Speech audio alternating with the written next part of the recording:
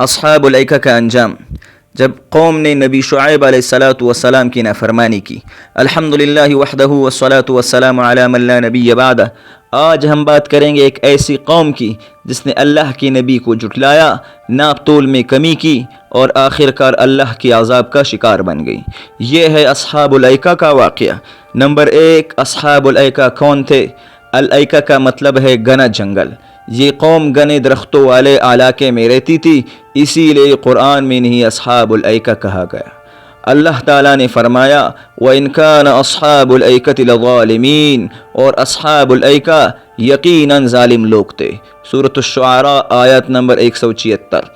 Number 2، نبی شعیب علیہ السلام کی قوم۔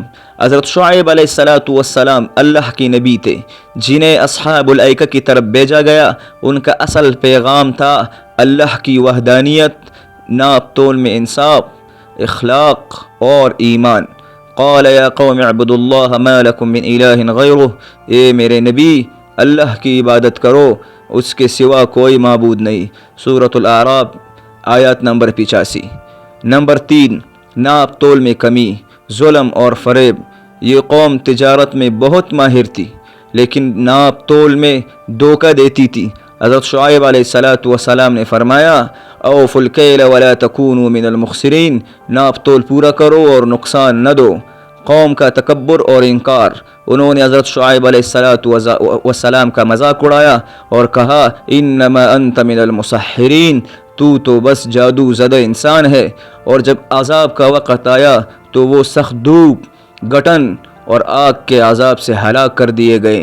اللہ تعالیٰ نے فرمایا فَأَخَذَهُمْ عَذَابُ يَوْمِ الظُّلَّةِ إِنَّهُ كَانَ عَذَابَ يَوْمٍ عَظِيمٍ، پھر ان کو سائبان والے دن کا عذاب نے آ پکڑا، بے شک وہ بڑے دن کا عذاب تھا۔ سورۃ الشعراء آیات نمبر 189۔ غلہ یعنی گھنے بادل کے سائے میں آگ کا عذاب آیا اور سب جل کر ہلاک ہو گئے۔